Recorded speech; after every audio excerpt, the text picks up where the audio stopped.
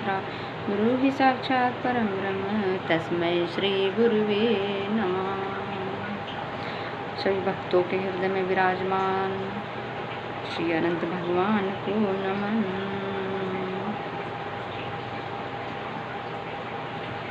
अक्षर परम ब्रह्म। बिना अक्षर के, बिना शब्द के सृष्टि अधूरी है। सृष्टि का महत्व ही नहीं है। सृष्टि हम नहीं जान सकते कि सृष्टि कैसे बनी, इन शब्दों को सुन करके, शब्दों को बोल करके। और शब्द ही तारक होते हैं, शब्द ही मारक होते हैं, शब्द ही मंत्र होते हैं, शब्द ही तंत्र होते हैं, शब्द ही देह होते हैं, शब्द ही परमात्मा होते हैं। और ज्ञान को ही परमात्मा कहा गया कि ज्ञानमयी सृष्टि। सत्यम ज्ञानम अनंतम ब्रह्म। सत्य ही ज्ञान है, ज्ञान ही अनंत है, अनंत ही ब्रह्म है। तो उस परम ब्रह्म की उपासना कैसे करें? निरंतर उपासना। सबसे बड़ी बात है कि किसी भी कार्य को करने के लिए, उसमें सफल होने के लिए निरंतरता की आवश्यकता है। बिना निरंतर, बिना लगन के, बिना सहर्षता के, बिना उत्कृष्टता के, प्रखरता के, बिना बल के, बिना वेग के हम परिणाम को नहीं प्राप्त कर सकते। निरंतर लगे रहें। तो शब्दों की साधना को जानने के लिए जब तक हमें ज्ञान नहीं होगा, तब तक हम शब्दों की साधना जान नहीं सकते कि शब्द हम कैसे प्रयोग कर रहे हैं और किस प्रकार से शब्दों का प्रयोग करें।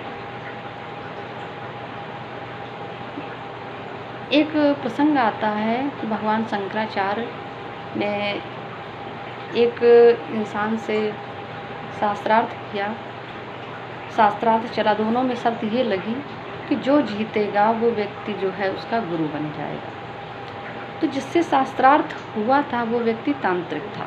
शास्त्रार्थ हुआ, तांत्रिक हार गया। भगवान शंकराचार्य की उसको अधीनता स्वीकार करनी पड़ी, उसका वो दास बन गया। लेकिन उसके अंदर तंत्र था, गलत दृष्टि थी, ईर्ष्या थी। तो उसने भगवान शंकराचार्य पर अपने कुछ तंत्र मंत्र का प्रयोग कर दिया, जिससे कि भगवान शंकराचार्य को भगंदर रोग हो गया। भगवान शंकराचार्य का यह रोग उनके गुरु ने सही कर दिया अपने मंत्रों के द्वारा। मंत्रों के द्वारा उसको ठीक तो कर दिया। तो यही मंत्रों की शक्ति है कि एक व्यक्ति उन्हीं मंत्रों से किसी भी विशिष्ट, किसी भी बड़े व्यक्ति के ऊपर प्रयोग कर सकता है, अगर उसके अंदर गंदी मानसिकता है। लेकिन एक स्वस्थ मानसिकता वाला व्यक्ति जो परमात्मा का प्रेमी है, भगवान का भक्त है, भजन करता है, वो उसको काट सकता है।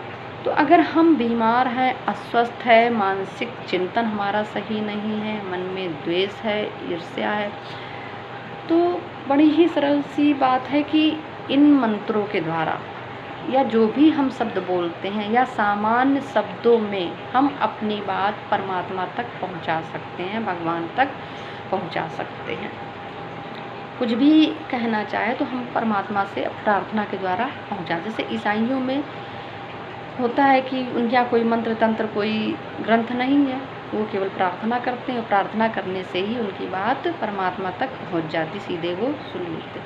तो बिनु पग चलई सुनई, बिनु काना कर, बिनु करम करई विदनाना। तो परमात्मा निरंतर सुन रहा है, हमारी निरंतर सुन रहा है, क्योंकि आकाश सर्वव्यापी है और आकाश का गुण है शब्द ग्रहण करना। और इस आकाश के द्वारा ही हम शब्द सुन पाते हैं। प्रतिध्वनि हमको इन आकाश के द्वारा ही होती है।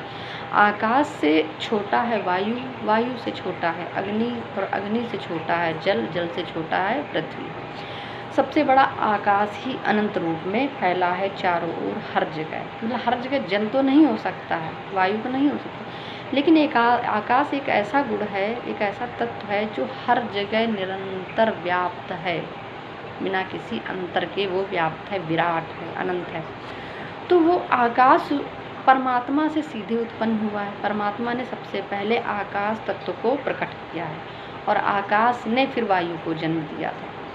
तो जो हम शब्द बोलते हैं, अगर हम परमात्मा तक सीधे नहीं पहुंच पा रहे हैं, शरीर से शरीर पहुंचना चाहते नहीं पहुंच पा रहे हैं, तो हम अक्षरों के द्वारा, इन अक्षर की साधना के द्वारा, ब्रह्म साधना, शब्दों की साधना के द्वारा, मंत्रों के द्वारा हम अपनी बात ईश्वर तक पहुंचा सकते हैं।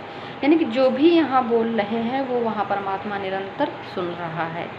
उसे कोई भी प्रार्थना है, कोई भी दुष्कर रोग है, दुस्साध रोग है, मानसिक अवसाद है, तकलीफ है, शारीरिक रोग है, कोई भी दुर्घटना है, आपत्ति, तो हर चीज़ के लिए, हर रोग के लिए, निवारण के लिए उससे अगर हम प्रार्थना कर देते हैं तो वो प्रार्थना सुन करके उसका निवारण कर देता, उस संकट को वो हर लेता है।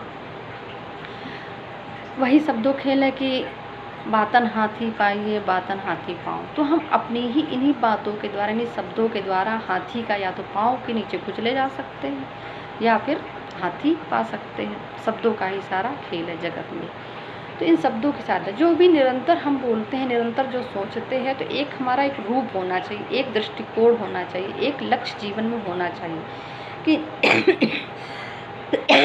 कि हमें निरंतर जो है परमात्मा का ही चिंतन करना है, उसके विषय में ही सोचना है, अपना ज्ञान निरंतर बढ़ाना है। क्योंकि जब आप अपने निरंतर इस ज्ञानार्जन में लग जाते हैं, निरंतर परमात्मा की साधना में लग जाते हैं, लक्ष्य को इतना ऊंचा रखते हैं, इतना बड़ा रखते हैं, इतना ऊंचा लक्ष्य बड़ा रखते हैं कि समय आपके लिए कम पड़ जाए। समय की घड़ी की सुइयाँ पता ही न चले कि कब सुबह हुआ, कब रात हो गई, कब दिन निकल गया।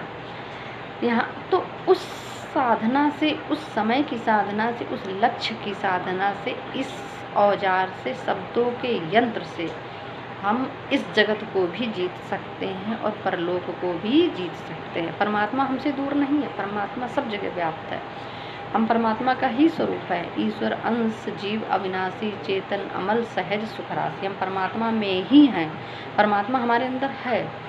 बस अनुसंधान करने की ज़रूरत है, केवल एक विश्लेषण करने की ज़रूरत है, चिंतन करने की ज़रूरत है। जैसे कि दूध में मक्खन व्याप्त रहता है, दूध को मथिए मक्खन निकल आता है, उसी प्रकार से मंथन की आवश्यकता है। जैसे समुद्र मंथन हुआ, समुद्र मंथन से रत्न निकले, भगवान स्वयं निकले, मोहिनी रूप प्रकट किया उन्होंने, लक्ष्मी माता निकले, सारे इंद्र के आसन निकले, गौ निकली, कल्पवृक्ष निकला।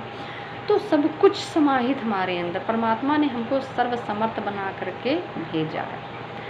तो ये शब्द रूपी अस्त्र से हम सब कुछ जीत सकते हैं। शब्दों की साधना, यानी कि जो भी शब्द बोले, सोच के बोले, समझ के बोले, मीठा बोले, नम्र बोले और भगवत प्रिय बोले।